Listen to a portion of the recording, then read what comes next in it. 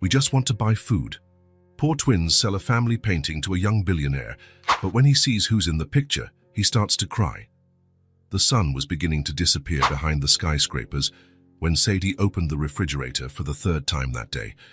The rumbling in her stomach wouldn't let her sleep.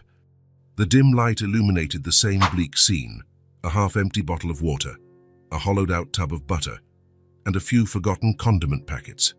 Nothing to eat. Is there anything in there? Nora, her twin sister, asked from the small kitchen table, where she was fiddling with a worn-down pencil. Nothing, Sadie replied, closing the door with a sigh. Although they were only 5 years old, the two understood very well what it meant to be hungry. In the next room, Claire, the girl's mother, scanned the classifieds in the newspaper, searching for job openings. She circled promising ads with a red pen, but the circles were becoming increasingly rare. 3 months unemployed, and her savings had run out last week. The rent was late. Bills were piling up, and now even the food was gone. Claire ran a hand through her brown hair and tried to hold back tears.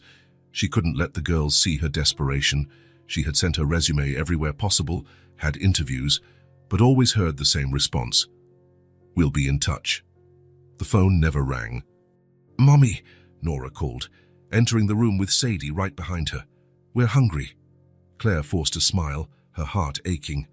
"I know you are, sweethearts. Tomorrow will be better, I promise. Now try to get some more sleep, okay?" The girls looked at each other. They were little but not foolish. They had heard the same promise for the past few days. Come on, Nora." Sadie pulled her sister back to the room they shared. It was a tiny space with 2 twin beds and an old dresser. On the peeling wall, a single framed painting hung, drawing attention, the only beautiful thing in that cramped apartment. It was a hand-painted family portrait in a dark wood frame. It showed people the girls didn't know, from a time they hadn't lived. Claire had told them they were her grandparents and great-grandparents, in front of a country house that no longer existed. "It's the only memory I have of my family," she would say, whenever the girls asked about the painting. Nora sat on the bed, clutching her stomach. "I can't sleep when I'm hungry." Sadie looked at the painting, then at her sister. An idea began to form in her head. What if we sell the painting? Mommy's painting. She'll be sad. "But she's sadder when we're hungry," Sadie argued. "We'll buy food and then explain it to her." Nora hesitated, but the rumbling in her stomach spoke louder. "How are we going to sell it? There are a lot of rich people downtown. They can pay for the painting and we can buy food." The plan was risky, but in the minds of the 2 children, it made perfect sense. They waited for Claire to fall asleep, exhausted after another fruitless day of searching. Carefully, Sadie climbed onto a chair and took the painting off the wall. It was heavier than she had imagined. "Come on, let's wrap it," she whispered to her sister. They found an old newspaper and wrapped the painting as best they could. The result wasn't pretty, but it would have to do. The 2 dressed silently, took the spare key Claire kept in a kitchen drawer, and with their hearts racing, they left the apartment. The elevator was broken, as always. They went down 5 flights of stairs, trying not to make a sound. The old building seemed even spookier at night, with flickering lights and strange shadows on the walls, but the fear of hunger was greater than any other. On the street, the cold night air greeted them. The neighborhood where they lived was modest, with worn-down buildings and poorly lit streets. Sadie held Nora's hand tightly, along with the partially wrapped painting. "Where are we going?" Nora asked, her voice trembling. "To downtown, where the expensive stores are." They walked for about 20 minutes, following the path they took with their mother to the bus stop. The streets grew brighter as they neared the commercial district. Shiny storefronts displayed clothes, jewelry, and other items the girls could only admire from a distance. It was past 8 o'clock at night, but downtown was still busy. People hurried by with shopping bags, couples held hands, and executives spoke on their cell phones. No one paid any attention to 2 small children carrying a poorly wrapped painting. "How will we know who wants to buy it?" Nora murmured, intimidated by the crowd. Sadie looked around, searching for someone who seemed nice. Her eyes landed on a tall man in a dark suit who had just stepped out of a luxury boutique. He had graying hair at his temples and a serious face, but he didn't look scary. "Let's talk to that man," Sadie decided, pulling Nora along. John Miller had just bought a ridiculously expensive watch he didn't need. It was just another item for his collection, another object to fill the emptiness of the mansion where he lived alone. At 45, he had built a financial empire but rarely smiled. Professional success contrasted sharply with personal loneliness. No wife, no children, no true friends. He was about to get into his car when he felt a tug on the sleeve of his coat. "Mister," a child's voice called. "Mister, please." John looked down and saw two identical girls with brown hair and big eyes. They couldn't have been more than 5 or 6 years old. One of them was holding a framed painting, poorly wrapped in old newspaper, with part of the dark wood frame showing. "What are you two doing out here alone?" he asked, frowning. "Where are your parents?" "We want to sell this," Sadie said, holding up the painting she carried. "Do you want to buy it?" John glanced around looking for an adult who might be with the children. He saw no one paying them any attention. "You shouldn't be out at this hour. It's dangerous for you to be alone." "Please," Nora insisted, her eyes welling up. "We just want to buy food." Something in the simplicity of those words hit John like a punch to the gut. Children asking to buy food, not toys or candy. "Let me see that painting," he said, his tone softening. Sadie handed the painting to John, who removed the rest of the newspaper. It was an old painting, well preserved, showing a family in front of a country house. The style was typical of the early 20th century. When his eyes focused on the faces in the portrait, his heart stopped. With a jolt, he recognized the house, the country estate where he had spent the summers of his childhood, and the faces. They were his grandparents, his aunts and uncles, his parents. It was a portrait of his own family. His hands began to tremble. He had completely forgotten about this painting, a family heirloom that had stayed with his sister Claire when they had a falling out 7 years ago. He didn't even remember its existence. "Where did you get this?" he asked, his voice thick with emotion. "It's from our house," Nora replied, not understanding the man's reaction.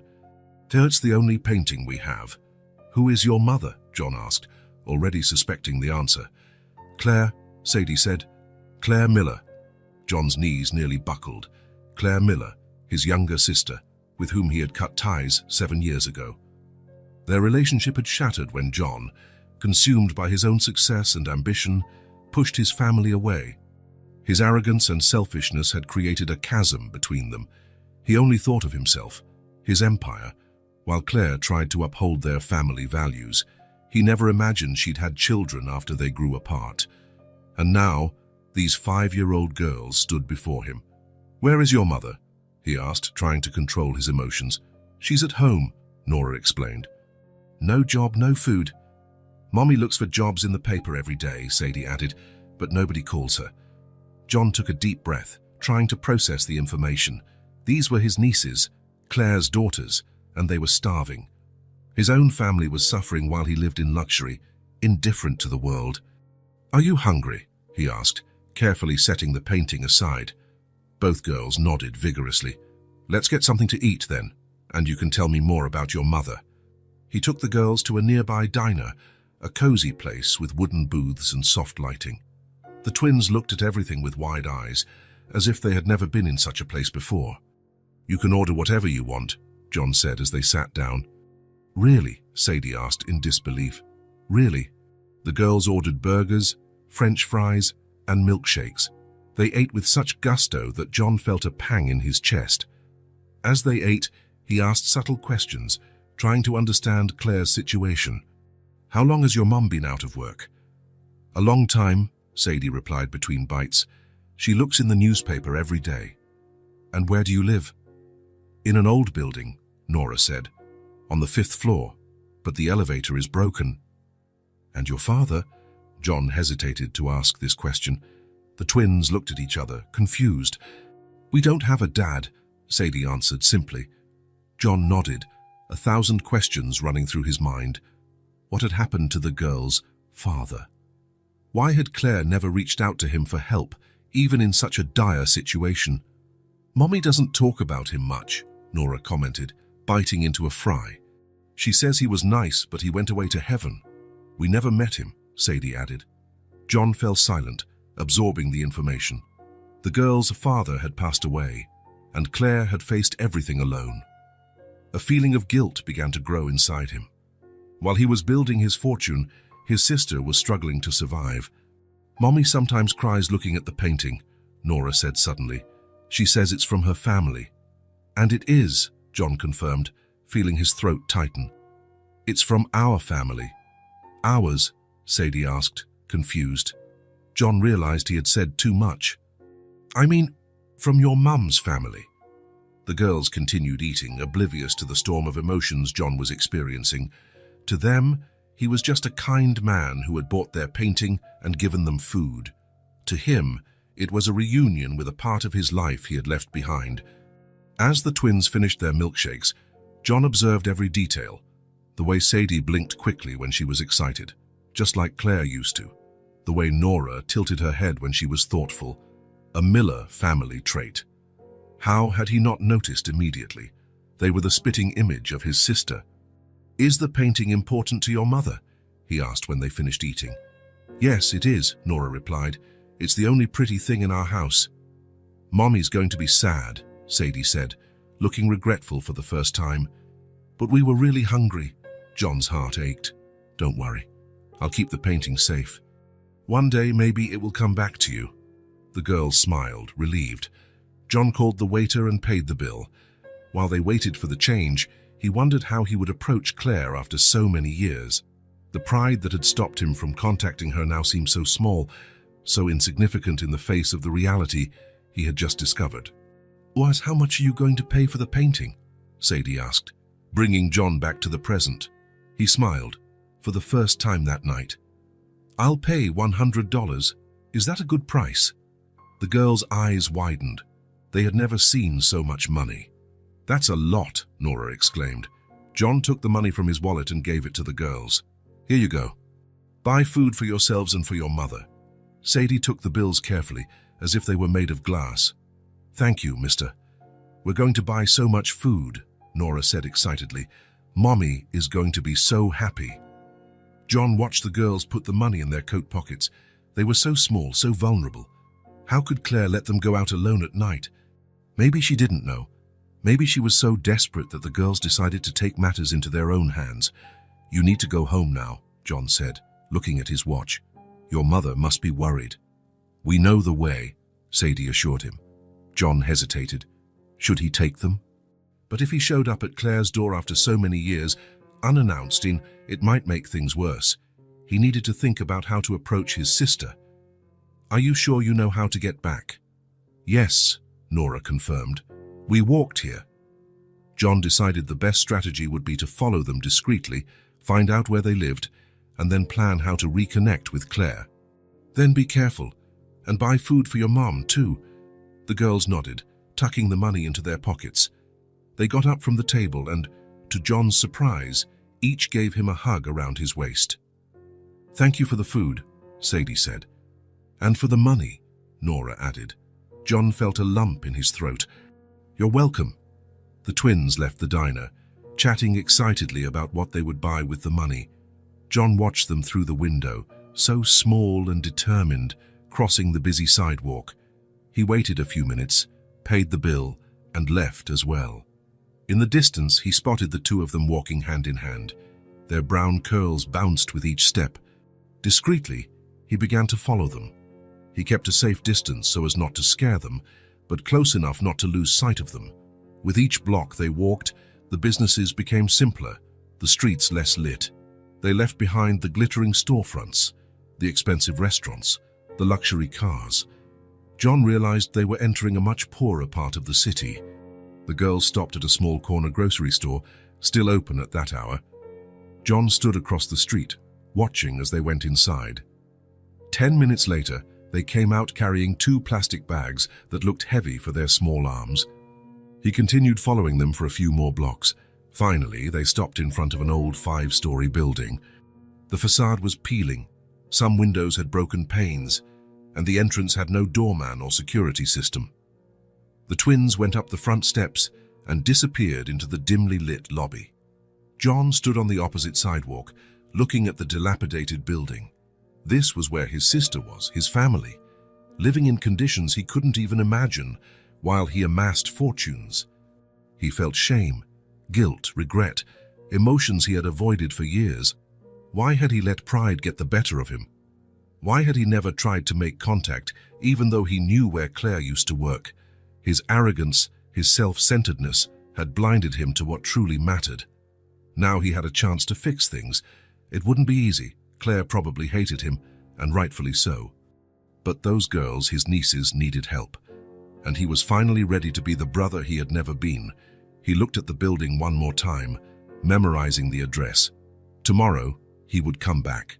Tomorrow, he would start to mend the mistakes of the past. With the family painting under his arm, John turned and walked slowly back to his car. He had a lot to think about, a lot to plan. The life he knew was about to change forever, and for the first time in years, he felt something like hope. John couldn't sleep that night. The image of the twins, so small and vulnerable, wouldn't leave his mind. The family painting, now propped on his desk, seemed to watch him with accusing eyes. 7 years. 7 years with no contact with Claire. The next morning, he cancelled all his meetings. For the first time in years, the financial empire could wait. There was something more important to do. He drove back to the neighborhood where he had seen the girls enter the old building. He parked his luxury car a safe distance away and waited.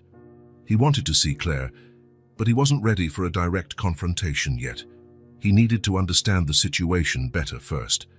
The sun was already high when he spotted the twins leaving the building, hand in hand. They wore simple but clean clothes. Sadie carried a small, colorful backpack, while Nora had a faded blue lunchbox. John smiled involuntarily. Even in poverty, Claire kept her daughters well cared for. The girls walked along the broken sidewalk, jumping over puddles left by the previous night's rain. John followed them on foot, keeping his distance. He saw them enter a public school a few blocks away. The building needed a new coat of paint, and the playground was small, but the children entering seemed excited. Instead of leaving, John waited. He wanted to see Claire. Maybe she walked the girls to school every morning, but after 20 minutes, he concluded that the twins probably went alone. More evidence of his sister's difficult situation, unable to walk her daughters to school, likely because she needed to look for work. He decided to go back to the building. If he was lucky, he might find Claire leaving for a job interview. He could see her from a distance without being noticed. The building looked even more dilapidated in the daylight. 5 stories, no working elevator, a peeling facade, some windows with broken panes replaced by cardboard. John tried to imagine Claire and the girls climbing those stairs every day. The thought deeply unsettled him. He didn't see Claire, but he observed the residents coming and going. Simple people, tired workers, a few mothers with young children. No one there seemed to have an easy life. An elderly man was sweeping the entrance, trying to maintain some dignity in that forgotten place. "Are you looking for someone, sir?" the old man asked, noticing John's presence. "Just getting to know the neighborhood," John replied, uncomfortable in his expensive suit. "I'm thinking of investing in the area," the old man let out a dry laugh. "Investing? Here, nobody invests here, son. Buddy. This place has been forgotten by the world." John moved closer, seeing an opportunity. "Do many people live in this building?" "About 15 families, more or less. Good, hard-working people, but down on their luck." The old man leaned on his broom.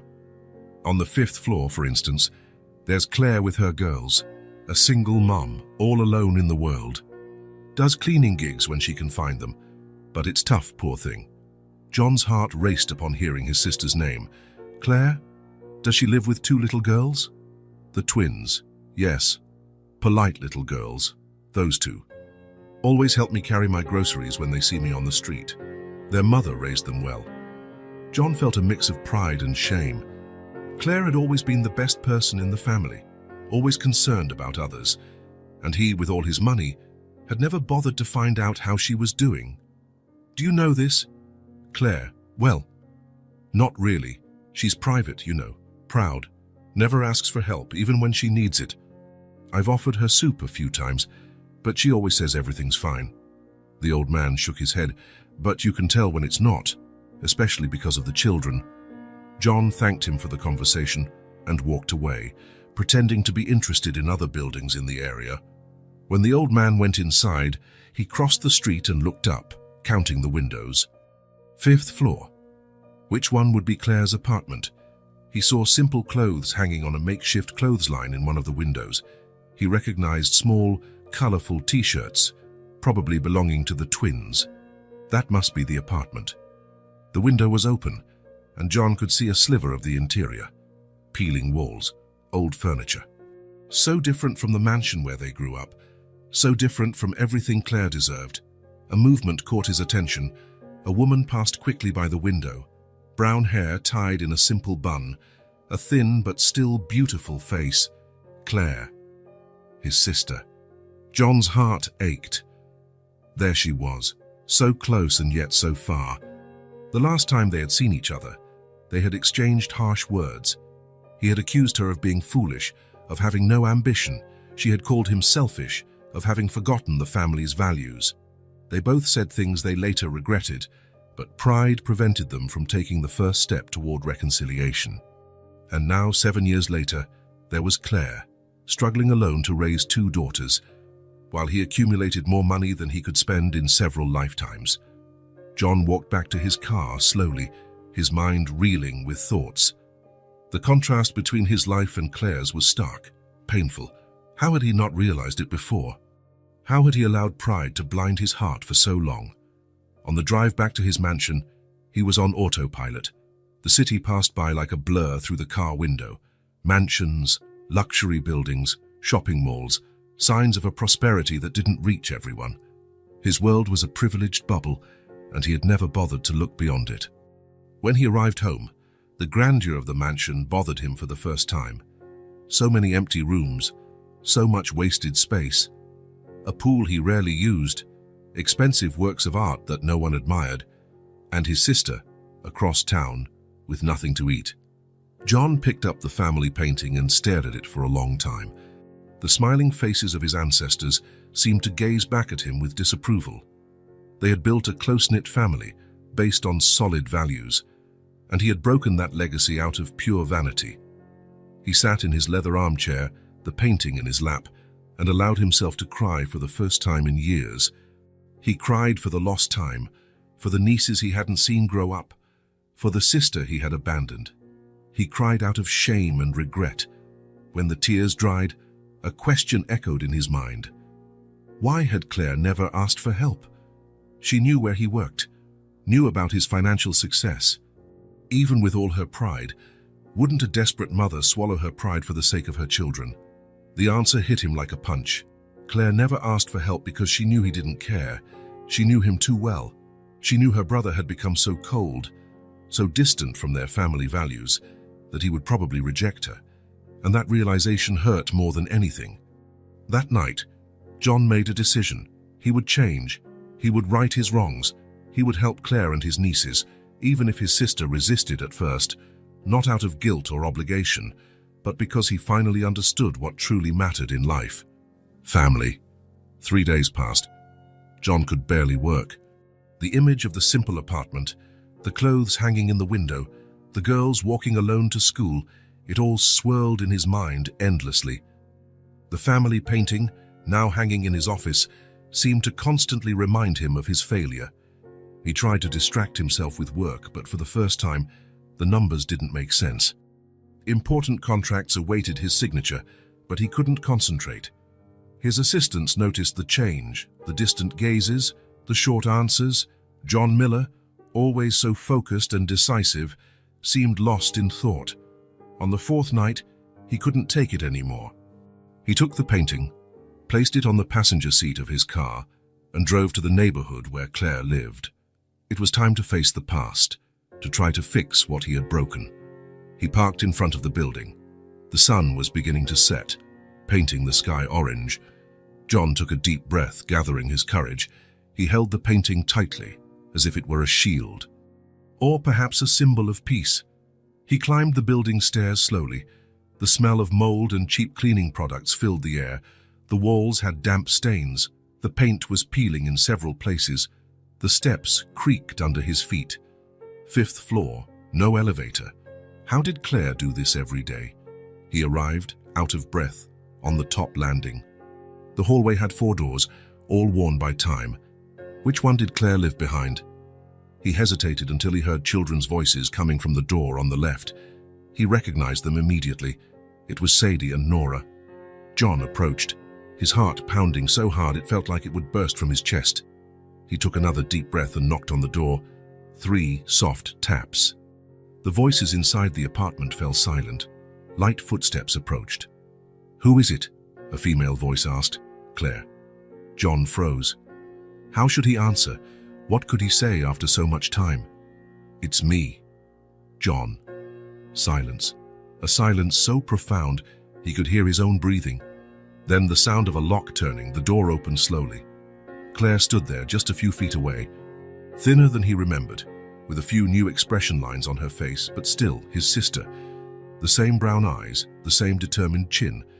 She wore a simple t-shirt and faded jeans. Her hair, once always worn down, was tied back in a practical bun. For a moment, John saw the girl he played with as a child, the teenager with whom he shared secrets, the young adult he had pushed away out of pride. And then, he saw the shock on her face, followed by suspicion. "What are you doing here? How did you find me?" Claire asked, her voice tense, her eyes wide. John swallowed hard. "Claire, I found the girls. They were selling this." He held up the painting. Claire looked at the painting, then back at John, her face hardened. "The girls went out to sell the painting. When was this?" She seemed genuinely surprised and concerned. "A few days ago. They were hungry, Claire." She closed her eyes for a moment, as if absorbing a blow. When she opened them again, there was determination in them. "You've been gone all these years. We don't need you." She tried to close the door, but John put his foot in the way. "Please, Claire, I just want to talk." "Mommy, who is it?" A child's voice came from inside the apartment. Claire hesitated. She looked back, then at John again. Reluctantly, she opened the door wider. Sadie and Nora appeared behind her, their curious eyes fixed on John. Recognition shone in their identical little faces. "It's the man from the diner," Sadie exclaimed, excited. "The one who bought our painting," Nora added. Claire looked at her daughters, then at John, connecting the dots. "You know him. He bought the painting and bought us burgers," Sadie explained. "He was really nice." "And he gave us $100, Nora added. "We bought a ton of food." Claire looked stunned. She glared at John with a mixture of confusion and irritation. "You gave my daughters money." "They were hungry, Claire," John repeated, more gently. "I couldn't just ignore it." The twins looked at each other, sensing the tension in the air. Sadie, the more observant one, tugged on her mother's sleeve. "Do you know him, Mommy?" Claire sighed deeply, her shoulders slumping. "I do. He bought the painting." John understood the evasion. Claire didn't want to explain everything right then. Maybe she had never told the girls about him. "Can I come in?" he asked, keeping his voice calm. "Just to talk. I brought the painting back." Claire seemed torn. Her eyes went from the painting to John, to the girls, and back to John. Finally, she stepped aside. 5 minutes. John entered the small apartment. It was even more modest than he had imagined. A tiny living room that also served as a kitchen, 2 small bedrooms, old furniture. But everything was very clean and organized. Claire had always been organized, even in poverty. The girls looked at him with curiosity. They clearly didn't understand the tension between the adults. "The painting is yours now," Claire said, crossing her arms. "Tice, you paid for it." "It was never mine," John replied, placing it on the small table. "It belongs to the family. It always has." Claire didn't respond. She looked at her daughters and said, in a soft voice, "Girls, go to your room for a little bit. I need to talk with the man." "But, Mommy," Sadie began. "Please," Claire insisted. "Just for a little bit." Reluctantly, the twins went to their room but left the door ajar. John could see 2 little eyes peeking through the crack. When they were relatively alone, Claire turned to him, her eyes shining with restrained emotion. "What do you want, John?" "After all these years, What do you want from us? There was so much pain in that question that John felt as if he had been punched. What did he want? He wasn't even sure himself. Redemption? Family? A second chance? I want to help, Claire. We don't need your help, she retorted, pride evident in her voice. We're managing just fine. So fine that your 5-year-old daughters went out alone at night to sell the only valuable thing you owned. The question came out harsher than he intended. Claire flinched. That wasn't...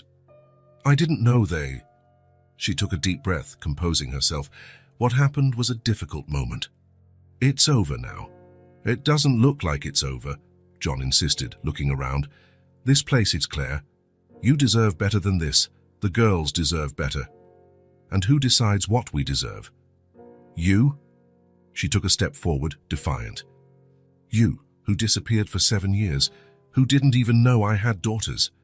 Who was too busy counting your money to remember you had a sister. Every word was true and hurt like a knife. John had no defense. I was wrong, Claire. I was very wrong. I was selfish, arrogant.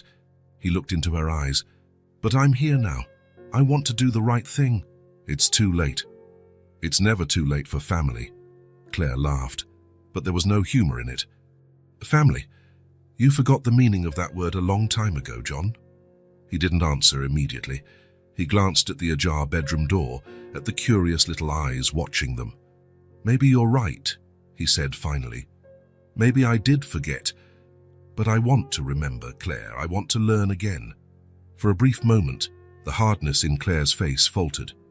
But it soon returned. Your 5 minutes are up, John nodded. He knew he wouldn't get any further that day. 7 years couldn't be fixed in one conversation. I'll go, but I'll be back, Claire. You don't have to. Yes, I do. He walked to the door but stopped before leaving. The girls are amazing. You've done a great job. For an instant, he saw a flicker of pride in Claire's eyes. It was a start. Small, almost imperceptible, but it was a start. A week passed since the tense encounter between John and Claire. He tried to get back to work, but he couldn't concentrate.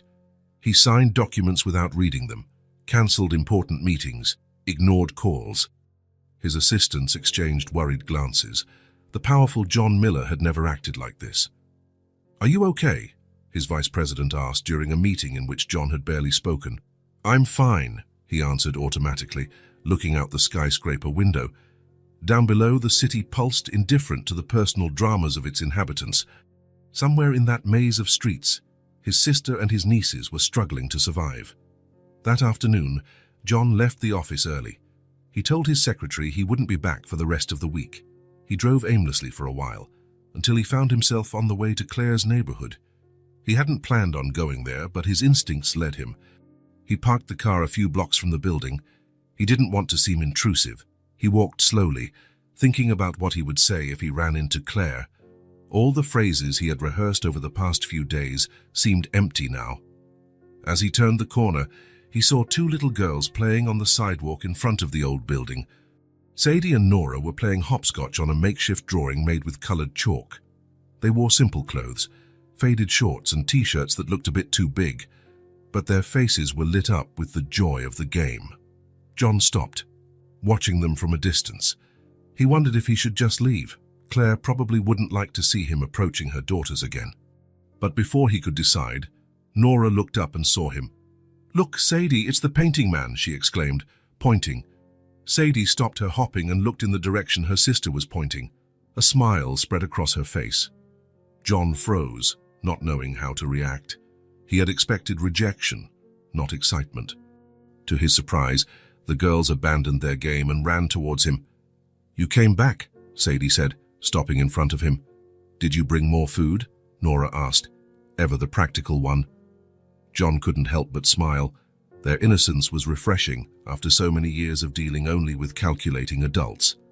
Not today, he replied, crouching down to their level. I just came to see how you are. The twins exchanged glances, as if communicating silently.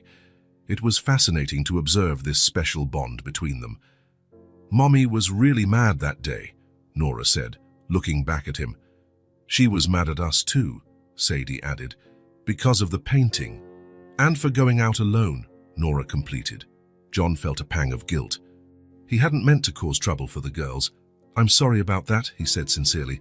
"I didn't want you to get into trouble." "It's okay," Sadie shrugged. "Mommy wasn't mad for long." "But we liked you," Nora smiled shyly. "You're very nice." "Yeah," Sadie confirmed. "And Mommy is lonely. She doesn't have any big friends." "Big friends?" John repeated, confused. "Yeah, grown-up people like her," Nora explained with the simple logic of a 5-year-old. "There's just us, but we're little."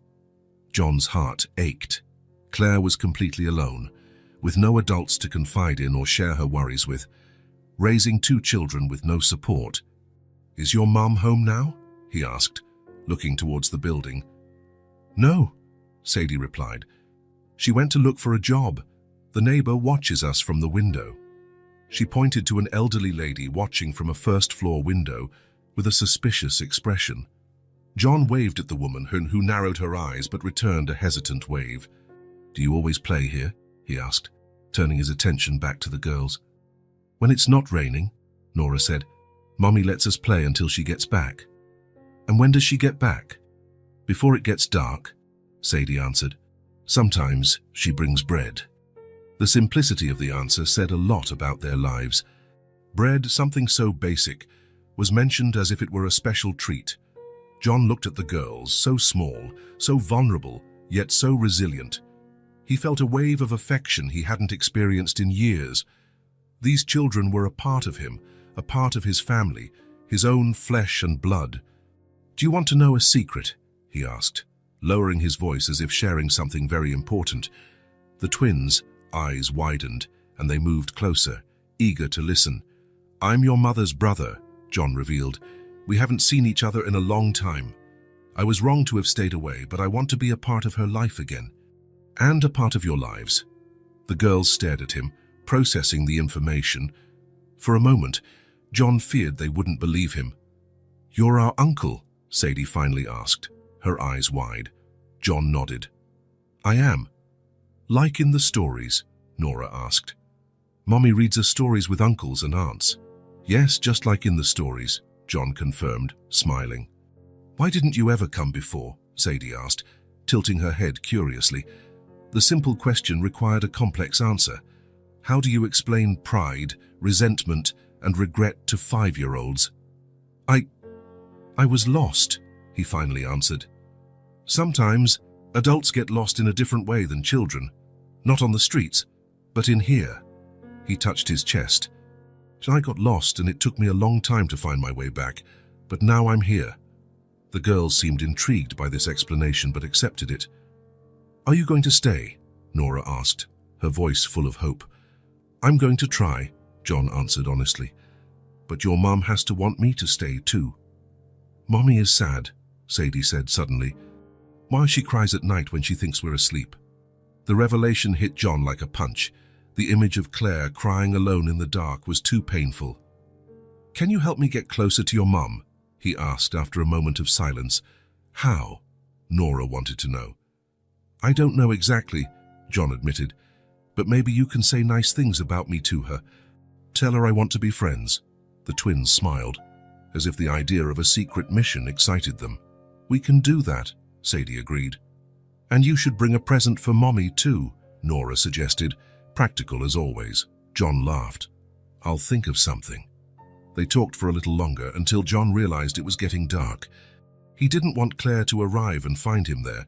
She might think he was trying to influence her daughters behind her back. "I have to go now," he said, getting up. "But I'll be back tomorrow. I promise." "Really?"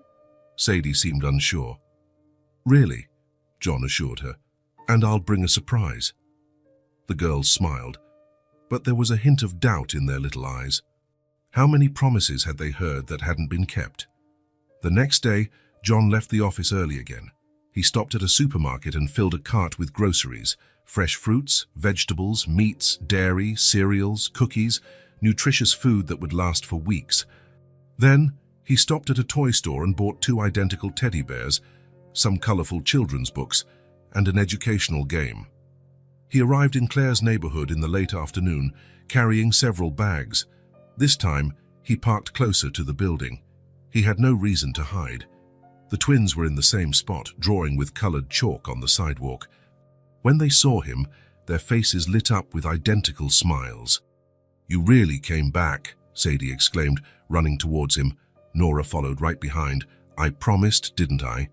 John smiled, putting the bags down. The girls looked curiously at the bags. John took out the teddy bears and handed one to each of them. "They're the same." Nora hugged the bear tightly.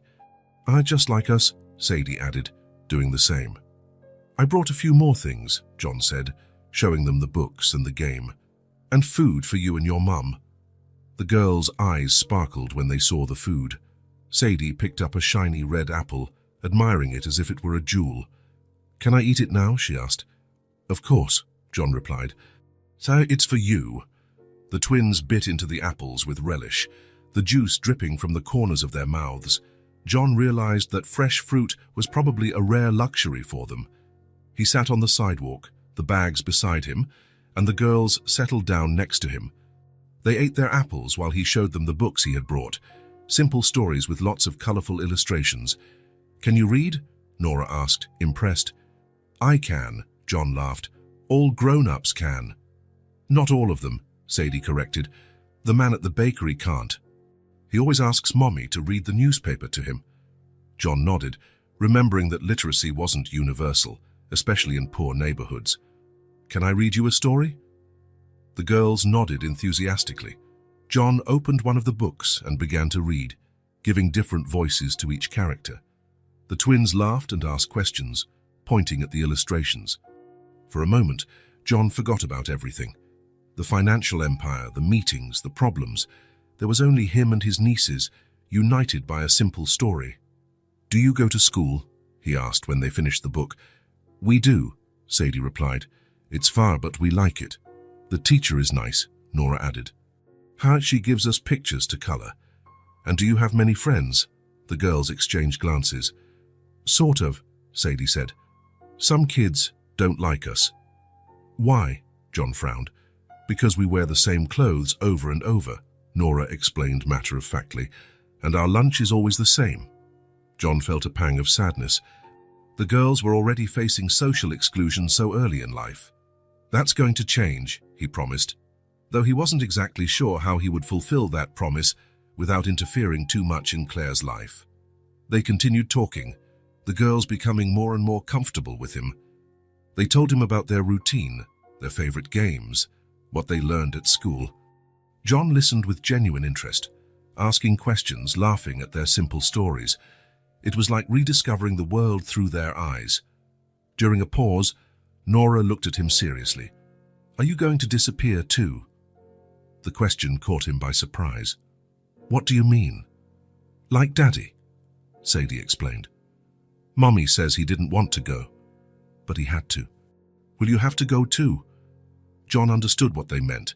The girls were afraid of getting attached to him and then losing him, just as they had lost their father.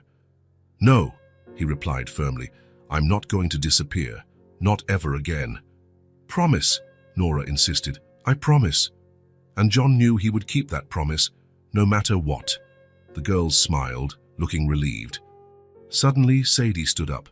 "Come on, Nora, let's go tell Mommy." "Tell her what?" John asked, confused. "That you're our uncle and you brought food," Sadie replied, as if it were obvious. Before John could protest, the twins grabbed their teddy bears and ran into the building. He was left there, sitting on the sidewalk, surrounded by grocery bags, unsure if he should leave or wait. A few minutes later, he heard excited children's voices coming down the stairs. The girls reappeared, pulling Claire by the hand. "See, Mommy, it's him." Sadie pointed. "He brought food and toys," Nora added. "And he said he's our uncle." Claire stopped when she saw John sitting on the sidewalk with the bags. She was wearing a simple dress and looked tired, as if she had been walking a lot. For a moment, their eyes met, and John saw the internal battle she was waging. "Mommy, let him talk to you," Sadie pleaded. "He's nice. He read us a story," Nora insisted. "And he brought apples." Claire observed the scene with an unreadable expression. She noticed the shopping bags, the books scattered on the sidewalk, the teddy bears her daughters were hugging. She saw the genuine excitement in the girls, so different from their usual wariness of strangers. Something in her gaze shifted. It wasn't exactly forgiveness, but perhaps the beginning of an opening. "You can play a little longer," she told her daughters. "I'm going to take the groceries upstairs." John quickly stood up. "Let me carry them." Claire hesitated, but then nodded. He took the heavier bags and she took the lighter ones. They climbed the 5 flights of stairs in silence, the steps creaking under their feet. In the small apartment, John placed the groceries on the kitchen table. Claire began to put the food away, meticulously organizing everything in the nearly empty cabinets. "You didn't have to do this," she finally said, without looking at him. "I wanted to," John replied. "It's not charity, Claire. It's family." She didn't answer, continuing to put away the groceries. John respected her silence and went back to the sidewalk, where the girls were waiting for him eagerly. In the following weeks, John established a routine. He visited the twins every afternoon, always bringing something, sometimes food, sometimes just a new book or art supplies. He would sit with them on the sidewalk, listen to their stories, laugh at their simple jokes, and answer their endless questions. Claire kept her distance, but John noticed she was watching from the window. Gradually, her expression changed, from initial suspicion to what seemed like reluctant acceptance. One evening, as the sky was getting dark, John was reading a story to the girls when he sensed a presence. He looked up from the book and saw Claire standing a few feet away, watching them. "It's getting late," she said, her voice softer than he remembered. "You should come inside, girls." "Oh, Mommy, just a little longer," Sadie pleaded. "Uncle John is at the best part." John froze.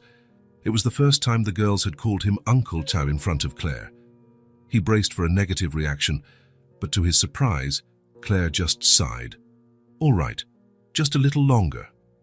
And then, to John's complete astonishment, she quietly sat down beside them on the sidewalk. The girls smiled, snuggling between their mother and their newly discovered uncle. John resumed reading, his voice slightly shaky with emotion. From time to time, he would glance sideways at Claire. She kept her eyes fixed on the book, but there was a new softness on her face. It was just a small moment, a minimal gesture, but to John it meant everything. It was the beginning of something new, the beginning of forgiveness. The days turned into weeks. John was now a part of the twins. Routine. Every afternoon, he would show up with something new, a book, a game, or simply his time. The girls would eagerly wait for him on the sidewalk, running to him as soon as his car appeared around the corner. To them, Uncle John was like a magical character who brought joy into their simple lives. Claire watched this growing closeness with mixed feelings. On one hand, she saw her daughters, happiness. On the other, she couldn't forget the 7 years of absence. The hurt still stung, even as she noticed the sincerity in her brother's gestures. On a rainy Friday, the girls couldn't play on the sidewalk. John showed up anyway, soaked, carrying a box of pizza and a new board game. Claire hesitated, but eventually invited him in. The twins celebrated, dragging their uncle to the worn-out living room rug, while Claire prepared hot chocolate in the small kitchen. She watched the scene from a distance, John sitting on the floor, patiently explaining the rules of the game, Sadie and Nora laughing, competing, innocently cheating. There was a naturalness to their interaction that surprised her, as if he had always been there. "Mommy, come play with us," Nora called out.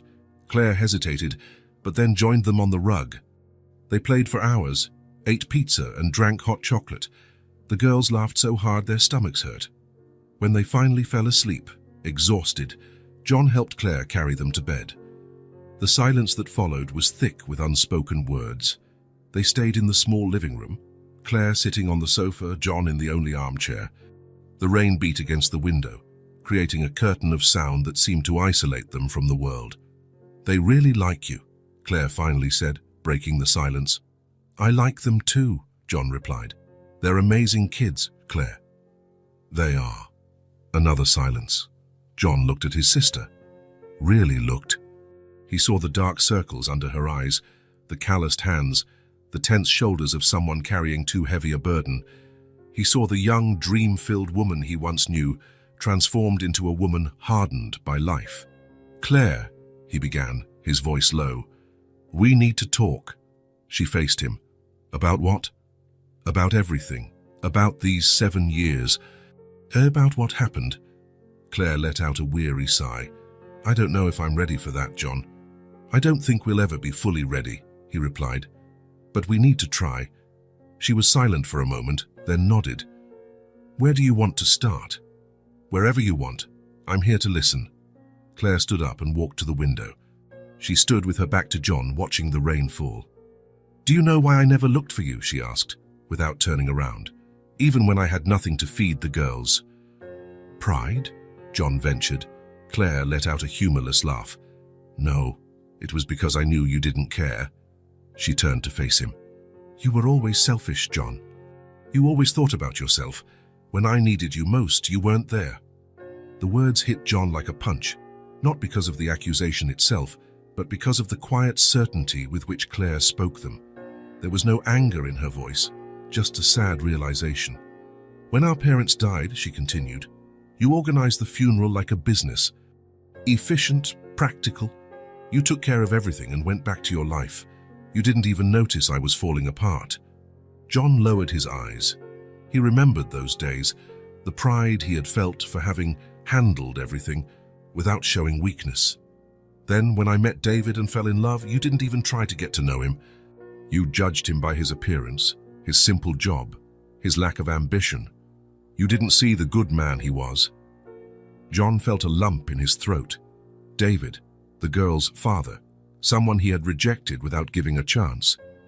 When I told you I was pregnant, you acted like it was a tragedy. How are you going to support a child? You're throwing your life away. Remember those words, John. It was twins, by the way. 2 lives you considered a mistake. Claire, No, let me finish. She held up a hand. When David died in that accident, 3 months before the girls were born, I called you. Remember that? I was desperate, alone, pregnant with twins, with no money for the funeral. You know what you said? That you would transfer the money, but you were too busy to come. That I should have thought more about my choices. John closed his eyes, shame burning his face. He vaguely remembered that call. He had been closing a big deal, irritated by the interruption. You transferred the money, you solved the practical problem, as always. But you weren't there to hug me, to tell me everything was going to be okay, to hold my hand at the funeral of the man I loved. Claire's voice broke for the first time. She took a deep breath before continuing. The girls were born, and I sent you pictures. You replied with a generic message. I sent an invitation to their baptism. You sent an expensive gift by mail, but you didn't show up. After that, I gave up. John listened in silence, absorbing every word. Every accusation was true. Every painful memory was real. He had no defense.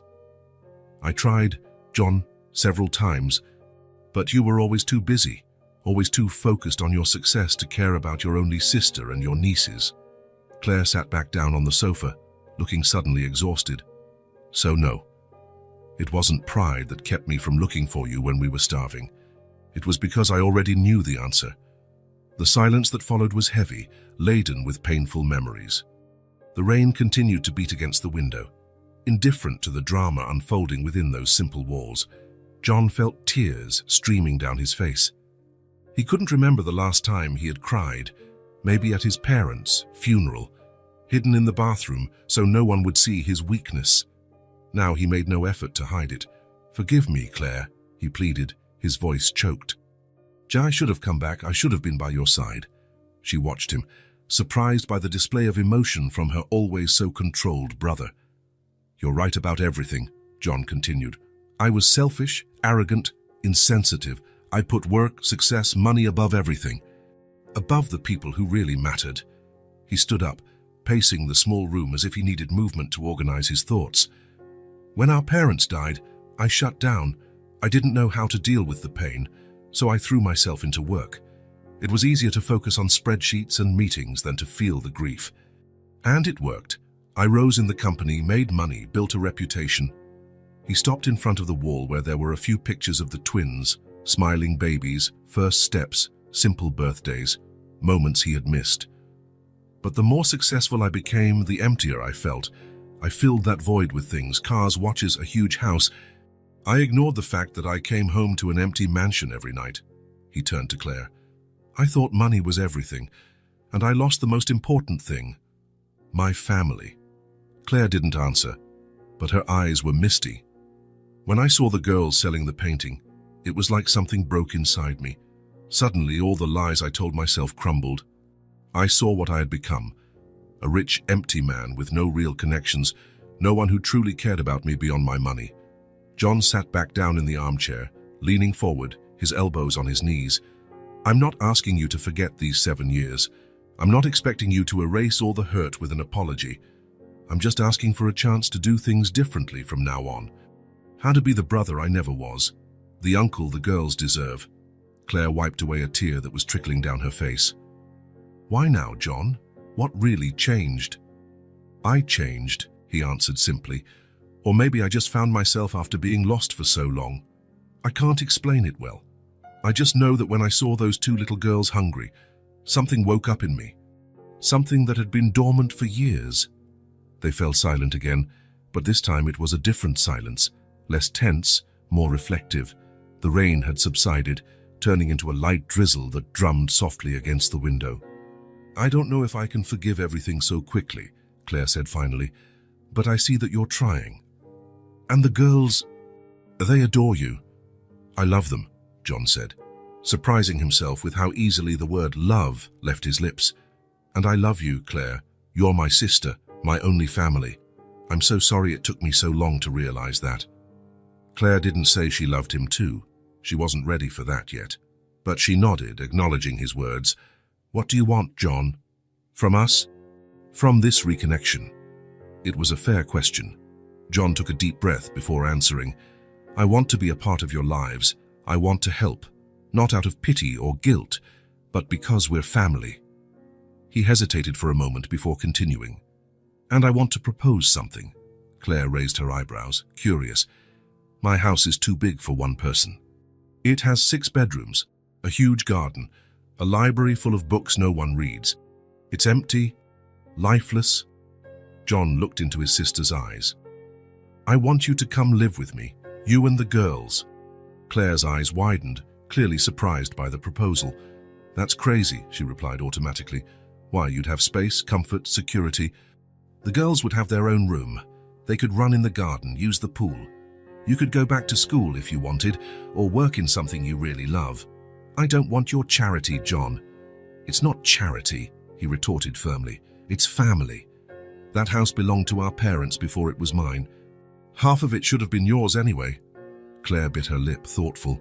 I don't know, John. It's a very big change. Think about the girls, he insisted gently. About their future, the opportunities they would have. Wouldn't it be weird, living in your house after being apart for so long? It probably would be at first, John admitted. But we could try, day by day, build something new. Claire didn't answer immediately. She looked towards the hallway that led to the room where the twins were sleeping. John could see the thoughts passing across her face. Temptation, fear, hope, distrust. A noise from the hallway interrupted the moment. Sadie and Nora were standing at the entrance to the living room, their hair disheveled, their eyes sleepy.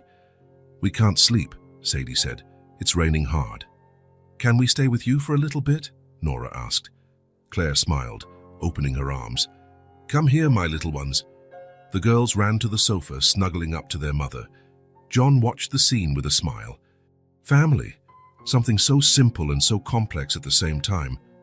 What were you talking about? Sadie asked, curious as always. Claire and John exchanged a look. Uncle John was inviting me to something, Claire answered vaguely. What thing? Nora insisted. John hesitated, looking at Claire as if asking for permission. She gave a small nod. I was inviting you to live in my house, John explained. It's a big house set with a garden and a pool. The twins' eyes widened. A big house? Like a mansion? Sadie asked, fascinated. Sort of, John smiled. Does it have a real pool? Nora wanted to know. It does.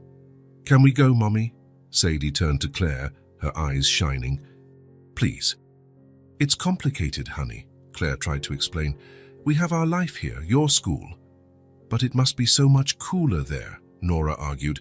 and Uncle John would always be with us. You would have your own room, John added, with space for all your toys. Our own room? Sadie seemed not to believe it. Sammy and Nora. You could each have your own if you wanted, John explained, or share a really big one. The twins looked at each other, enchanted by the idea. Please, Mommy, Nora pleaded. We want to go. Claire looked at her daughters, then at John. There was hesitation in her eyes, but also a spark of something that looked like hope. I'll think about it, she promised. It's not a simple decision.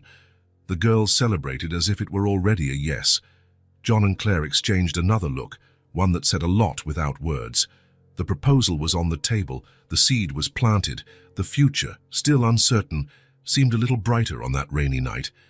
As the twins fell back asleep on the sofa, between their mother and their uncle, John realized something important. Regardless of Claire's answer, something had changed that night. The difficult words had been said, the hurts exposed, the regrets confessed. It was a beginning, a new beginning. And that, for now, was enough. The move to John's mansion brought significant changes. The girls delightedly explored every corner of the huge house, ran through the garden, and quickly adapted to their new school. Claire, however, still felt like a stranger in this luxurious environment, even after 2 months. Gradually, she added plants to the veranda, colorful curtains in the kitchen, small touches that made the space more welcoming. On a sunny Saturday, Claire watched Sadie and Nora playing in the newly renovated garden by John. The girls ran on the grass, their laughter echoing in the air. It was good to see them like this, just children, without the weight of poverty on their small shoulders. John approached with a tray. I brought lemonade. The girls must be thirsty. Claire thanked him, but as she tried to stand up, she felt the world spin, a sudden dizziness, stronger than the previous ones. Her legs gave way and everything went dark. When she came to Dee, she was on the living room sofa. John was holding her hand, his face tense with worry. What happened? She asked, her voice weak. You fainted, John replied. You were out for almost a minute. It's just exhaustion, she murmured. I'll be fine. It's not just exhaustion, John countered.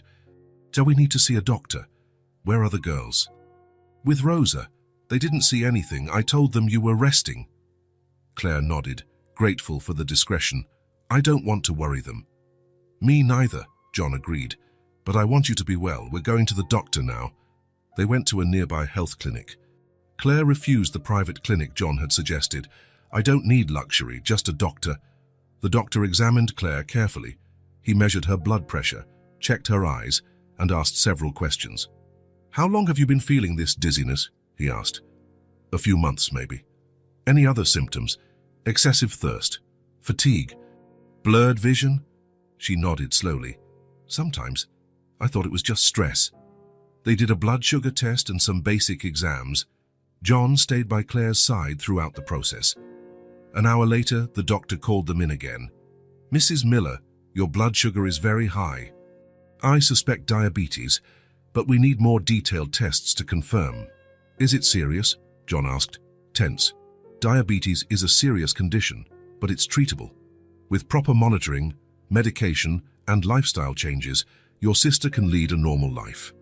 On the way back, John drove in silence. Claire looked out the window, processing the news. You're going to be okay, John said. We'll take care of this together. When they arrived, the girls came running. Mommy, where did you go? Nora asked. We went to take care of some things, Claire replied with a forced smile. Is everything okay here? Yes, Rosa made cookies, Sadie exclaimed. There are some saved for you. That night, after the girls were asleep, John knocked on Claire's bedroom door. He found her sitting in the armchair by the window. Can we talk? He asked. Claire nodded. John sat on the edge of the bed. How are you feeling? Fine, she answered automatically. Then, seeing her brother's skeptical look, she sighed. Actually tired and a little scared. It's normal to be scared. Claire bit her lip. I've been feeling this dizziness for months. And thirst. So much thirst. Sometimes I wake up in the middle of the night to drink water. And leg pains. Cramps. Why didn't you tell me sooner? I didn't want to worry anyone. The girls have been through so much. Claire wiped away a tear. And maybe I didn't want to seem weak or sick. I didn't want you to think I only got close to you because of your help. Claire, you are the strongest person I know. Raising 2 daughters alone, without help, going through hardships I can't even imagine. That requires a strength few people have. I need you to do these tests, John said. For you, for the girls, please? Claire nodded. I'll do them. The next morning, John had already scheduled an appointment with a specialist. In the following days, Claire underwent several tests. John accompanied her at every step, rearranging his work schedule. A week later, they sat before the endocrinologist. Mrs. Miller, we've confirmed the diagnosis of type 2 diabetes, he said. Your blood sugar is unregulated, which explains the fainting and other symptoms. Claire squeezed John's hand. Is it something we can control? She asked, and her voice trembling. Absolutely. With the right medication, a balanced diet, and regular exercise, you can lead a completely normal life. In the car, Claire finally broke the silence. I never went to the doctor regularly, even before the financial struggles. After I was alone, well, I didn't have the money. The girls were the priority. Vaccines, a pediatrician when possible. I always came second. I can't remember the last time someone took care of me, she admitted, her voice choked with emotion. Since our parents died, since David was gone, I was always the caregiver, never the one being cared for. John reached for his sister's hand. That's changed now. You're not alone anymore. In the following days, John reorganized the household routine. He talked to the cook about a diet suitable for diabetics. He bought a glucose meter and learned how to use it with Claire. He researched diabetes, read articles, and joined online support groups. The girls noticed the changes in their diet, but accepted the simple explanation. Mommy needs to eat special foods to get stronger. To Claire's surprise, they embraced the new diet with enthusiasm, wanting to get strong like Mommy. A week after the diagnosis, Claire was watching her daughters in the garden again, this time with a glass of unsweetened tea in her hand. John sat down beside her. How are you feeling? He asked. Better, she replied honestly. The dizziness has lessened, and that constant thirst is gone too. So the medication is working. Thank you, John, for all of this. You don't have to thank me. It's what family does. Still, she looked at her brother. I never thought I'd be here. When the girls were born, when David died, I thought I'd be alone forever. John smiled. You'll never be alone again, Claire. I promise. In the garden, Sadie and Nora waved, calling them over to see something they had discovered. Claire and John stood up together, walking towards the girls. For the first time in a long time, Claire felt truly cared for. Not just physically, with doctors and medicine, but emotionally. She had a home again. She had a complete family. The days in the mansion took on a new rhythm after Claire's diagnosis. Mornings began with checking her blood sugar, followed by a specially prepared breakfast. The girls went to school in the car with a driver John had insisted on hiring, despite Claire's protests. It's safer, he argued, and you need to rest. Adapting to the diabetes treatment brought a more structured routine for everyone. Regular mealtimes, walks in the garden in the late afternoon, adequate sleep. John surprised everyone, including himself, by drastically reducing his hours at the office to be more present at home. Don't your employees complain? Claire asked one morning as they had coffee on the veranda. John smiled. Actually, they seem relieved. I think I was a very demanding and overly present boss. I have no doubt, Claire joked, recalling her brother's perfectionism since childhood. These small conversations during meals or walks through the garden were rebuilding the intimacy between the siblings. They talked about the past, memories of childhood, of their parents, of teenage antics. They talked about the present, the girls, Claire's treatment, John's projects, and slowly they began to talk about the future. On a particularly pleasant afternoon, they sat by the pool while the twins swam with floaties under Rosa's watchful eye. Claire wore a straw hat to protect herself from the sun, a medical recommendation for those taking certain medications. Yeah, they're loving the pool, John commented, watching his nieces who were laughing and splashing water at each other. They had never swum before, Claire replied. "Just in the neighborhood where we lived. The only option was a public pool far away, and I never had the time or money to take them." John nodded, feeling the familiar pang in his chest as he remembered the hardships his nieces had faced.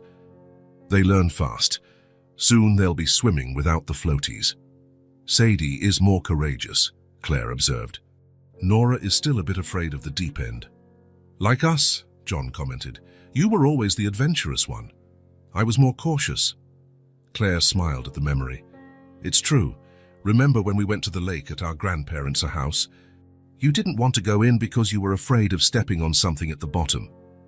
And you dived in head first, without a second thought." John laughed. "Some things never change."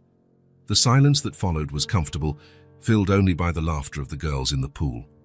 John took a sip of his lemon water and looked at his sister, thoughtfully. "Can I ask you something?" Claire turned to him. "Of course. About the girl's father." John hesitated, unsure if he should continue. Claire looked at her daughters, a sad smile on her lips. "David." "Yes. You never told me much about him." Claire took a deep breath, adjusting herself on the lounge chair. "What do you want to know?" "Everything you're willing to tell me," John replied. "What he was like, how you met. Only if you want to talk about it, of course." Claire was silent for a moment, as if organizing her thoughts and memories.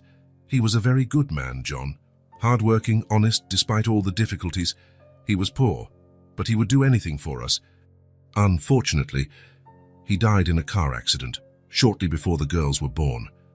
I've had to face everything alone since then." John listened in silence, with a look of respect and empathy. He remembered how he had judged David without even knowing him, based solely on prejudices about his financial status. "We met in college," Claire continued. "He worked at the campus coffee shop to pay for his studies. He was studying engineering, but had to drop out in his third year when his mother got sick. He needed to work full-time to pay for her treatment." "I didn't know," John murmured. "How could you? You never wanted to meet him." There was no accusation in Claire's voice, just a statement of fact. "He fixed things. He had a natural talent for it.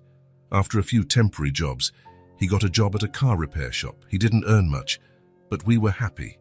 Claire smiled at the memory. "When we found out I was pregnant, he was so happy, John.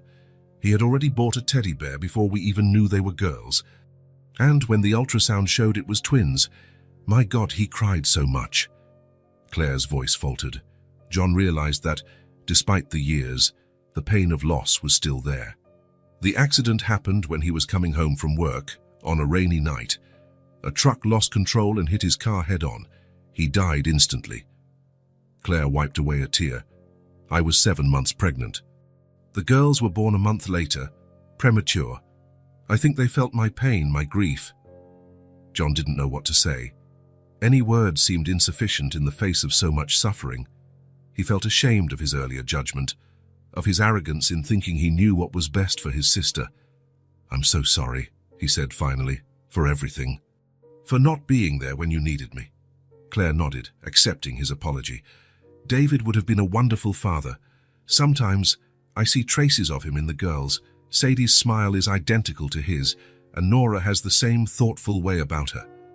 Do they know about him? The basics, that he was good, that he loved us, that he went to heaven before they were born. I have some pictures I've shown them. When they're older, I'll tell them more." John nodded thoughtfully. "Thank you for sharing that with me." Claire smiled slightly. "Thank you for asking, for wanting to know." Without big words, John just reached out his hand and squeezed Claire's firmly, a silent promise that she would no longer be alone, that the family was reunited again, even if incomplete. The moment was interrupted by the girls who came running out of the pool, wet and smiling. "Uncle John, look what we can do," Sadie exclaimed, jumping back into the water with a small dive. "Me too," Nora followed, imitating her sister with less skill but equal enthusiasm. John clapped, genuinely impressed. "You're almost swimming on your own." "Rosa taught us," Sadie explained. "She said she used to swim in a river when she was little." Claire cast a grateful glance at the housekeeper, who smiled shyly. That afternoon stretched into laughter and games. They had dinner together on the veranda, enjoying the mild weather.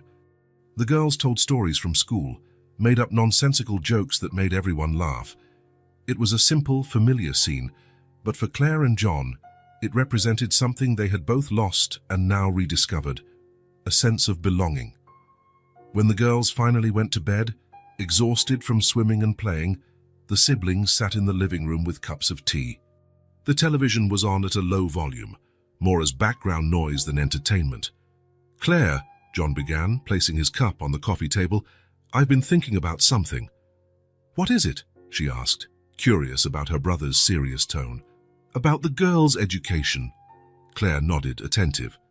"The school they're at is good, matter, but—" John hesitated, choosing his words.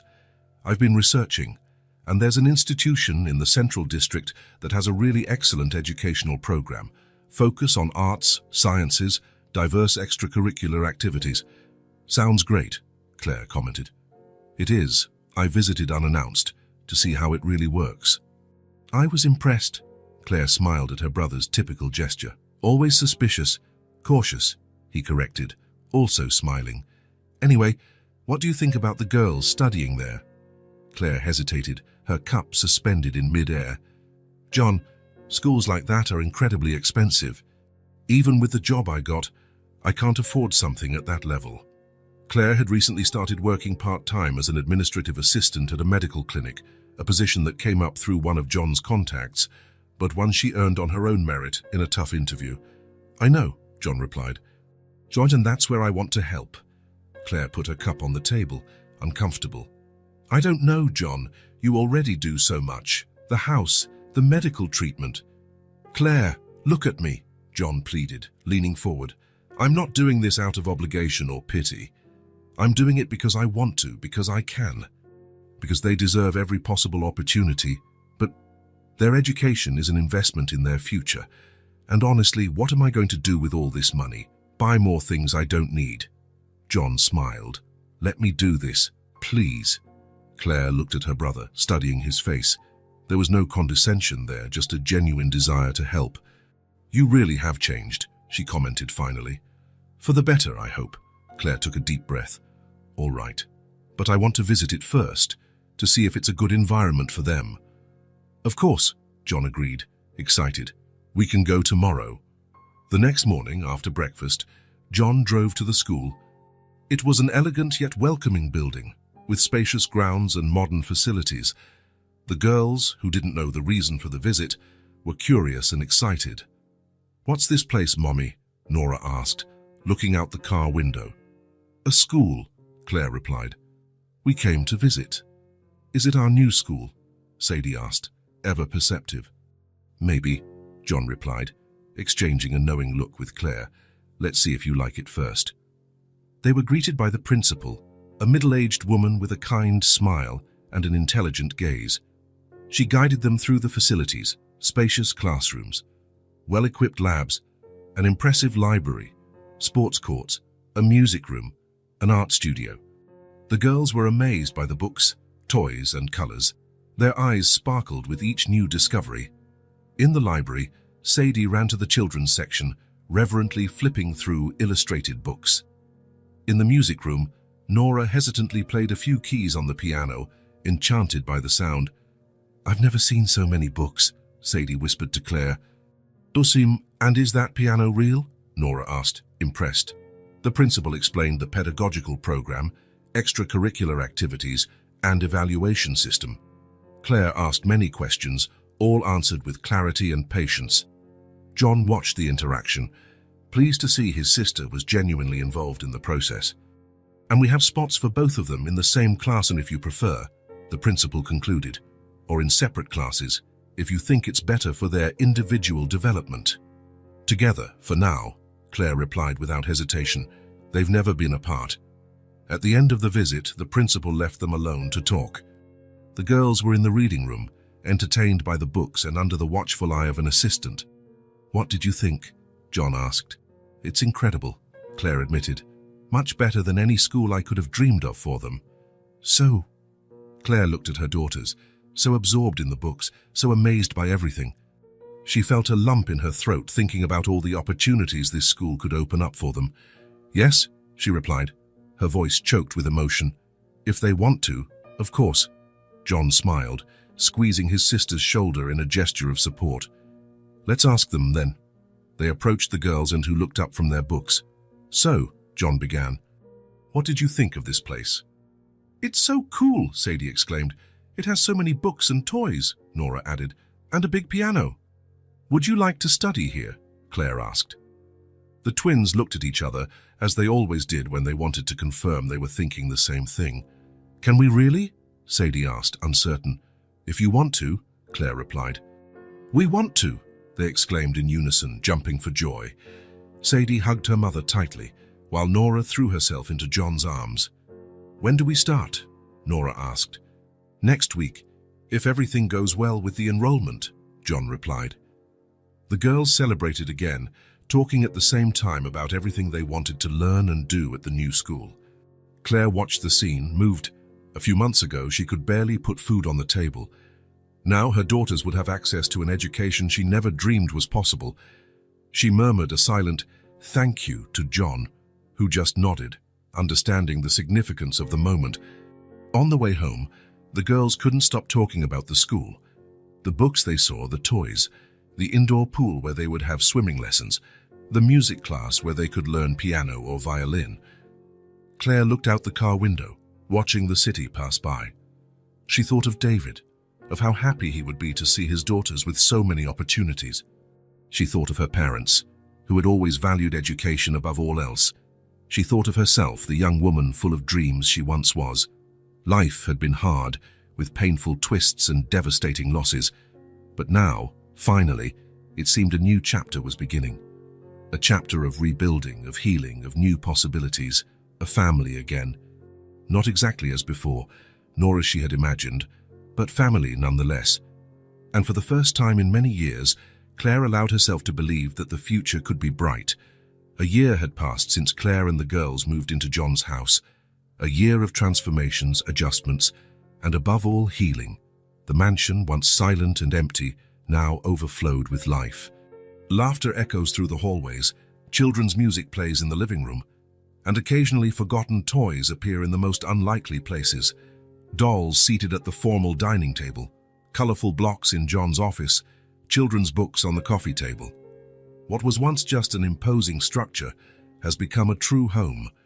In the garden, the flowers John had planted bloom in vibrant colors. Roses, daisies, sunflowers, creating a multicolored carpet that enchants visitors.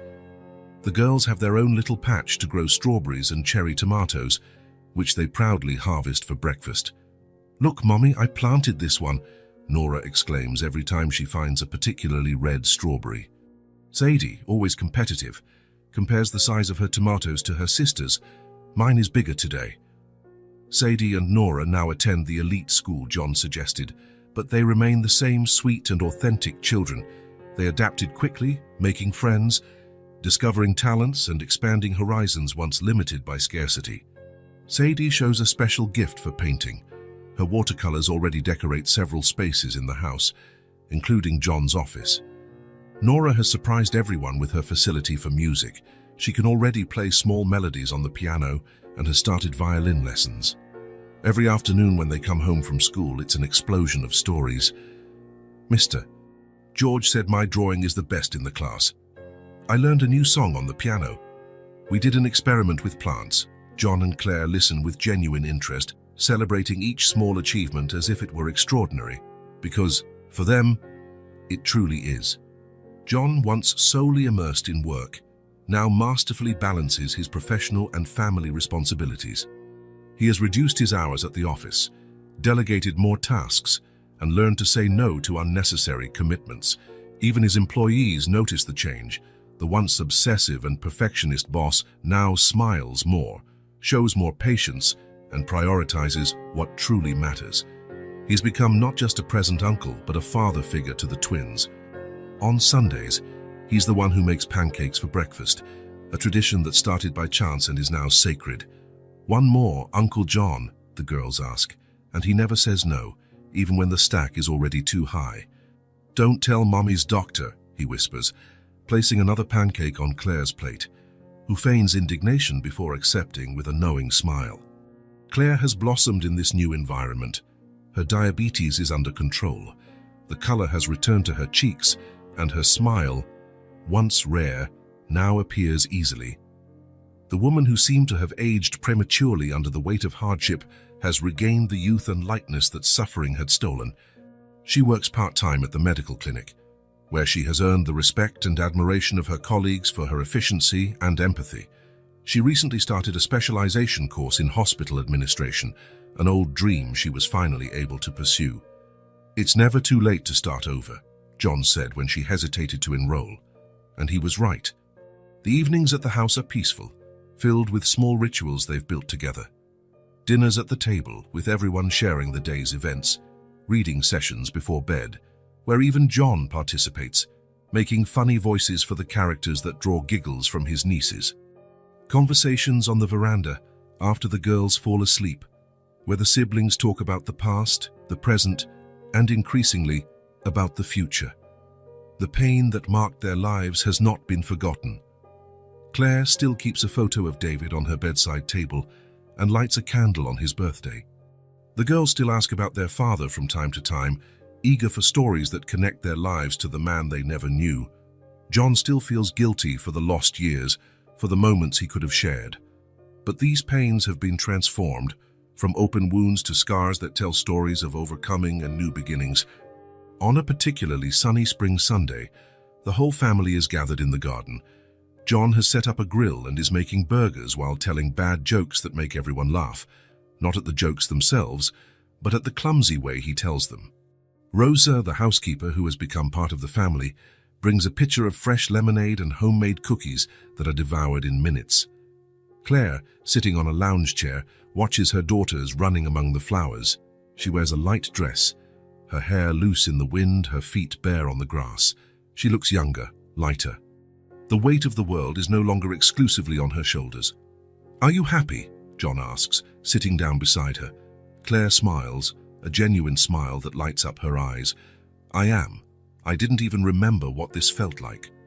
Inside the house, in the main living room, two contrasting images share the wall.